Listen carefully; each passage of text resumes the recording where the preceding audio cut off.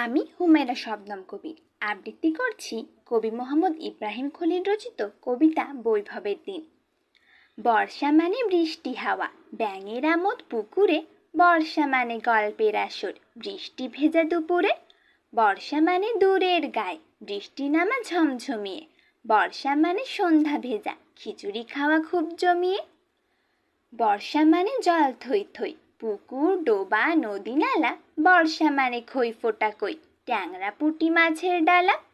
বর্ষা মানে ঝমঝমা ঝম, বৃষ্টি নাচন টিনের চালে।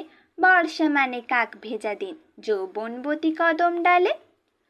বর্ষা মানে বারান্দাতে তুমি আমি মুখোমুখি, দুষ্ট ছেলের তকমা লাগা, নিয়ে ফেলা একটা ঝুঁকি। বর্ষা মানে বর্ষাতি গায়, অফিস পাড়ায় হুড়োহুড়ি।